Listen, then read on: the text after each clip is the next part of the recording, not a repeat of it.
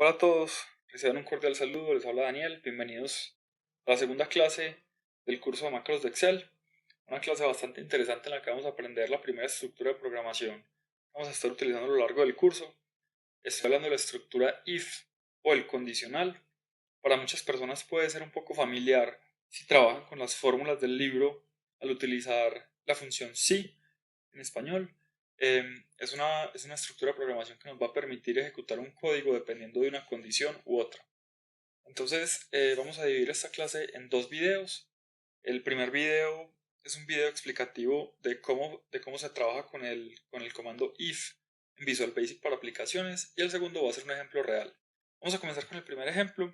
Vamos a hacer simplemente una macro que nos saque un mensaje dependiendo del valor que hay en esta celda. Es un video muy sencillo, un ejemplo muy sencillo, pero que nos sirve para aprender cómo trabajar con el if. Miren que el original pues es un libro en blanco, no tiene nada raro, y vamos a comenzar. Entonces primero voy a insertar, voy a enseñarles cómo ejecutar una macro al presionar un botón. Entonces para eso vamos a insertar una forma. Yo voy a insertar cualquiera, yo voy a insertar este rectángulo y voy a escribir comprobar valor de la celda. Entonces, cuando yo hunde este botón, yo quiero que me salga un mensaje dependiendo del valor que esté acá en esta celda, o del texto que haya aquí, o lo que sea. Entonces, para eso, vamos a entrar a Visual Basic. Permítanme poner mis libros así divididos. Vamos a insertar un módulo. Y vamos a escribir una macro que se llame comprobar valor de celda. Entonces, lo primero que quiero que hagamos es un message box que nos muestre qué está escrito acá cuando hundamos este botón. Esta macro es fácil de realizar. Vamos a poner message box que nos muestre el valor de hoja 1.cells 1,1.value. Algo que no dije en el video anterior, y que me parecería bueno aclarar de una vez, es que a mí me gusta más utilizar el comando cells que el comando range, así hagan lo mismo, porque el comando cells nos separa las filas y las columnas de la celda en la que estamos trabajando. Y esto nos va a servir muchísimo para un poco más adelante cuando estemos trabajando en el curso con ciclos, con el ciclo for y con el ciclo while. Entonces, les recomiendo que se vayan acostumbrando de una vez a utilizar este tipo de programación. Entonces, si yo ejecuto, vamos a poner aquí hola mundo. Si yo ejecuto este código, me tiene que salir un message box con el mensajito hola mundo, como efectivamente pasa. Ahora vamos a hacerlo que salga ese mensaje haciéndole clic a este cuadrado. Entonces vamos a venir acá, seleccionamos la forma y le damos clic derecho. Cuando entramos a clic derecho, vamos a darle asignar macro. Y aquí nos va a aparecer el valor comprobar valor de la celda, perdón, la macro comprobar valor de celda, que es esta misma que tenemos acá. Vamos a darle clic en aceptar para que observemos que dándole clic al botón, entonces ya tenemos el mensajito hola mundo. Ok, vamos a borrar esta macro y vamos a empezar con la estructura de programación if, que es bastante sencilla de utilizar. ¿Cuál es la estructura? Vamos a empezar con el comando if y acá vamos a poner una condición. Ya les voy a explicar cómo. Luego de la condición tenemos que poner el comando then. Voy a poner acá una condición.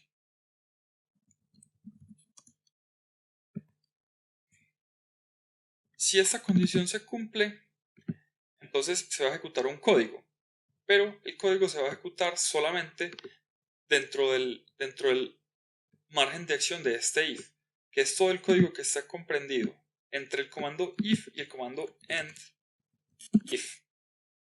¿Ok? Miren que él se pone azul cuando yo lo escribo.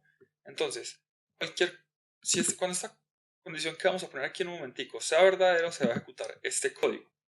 ¿Cómo se ponen las condiciones? Entonces las condiciones son operaciones booleanas. Para los que no entienden qué son operaciones booleanas, son operaciones que se hacen con operadores lógicos, que son el mayor que, menor que o igual. Es bastante sencillo. Por ejemplo, si 1 es igual a 1, entonces ejecute cierta acción. Por ejemplo acá, yo digo, si 1 es igual a 1, muéstrame un mensaje que diga eso es correcto.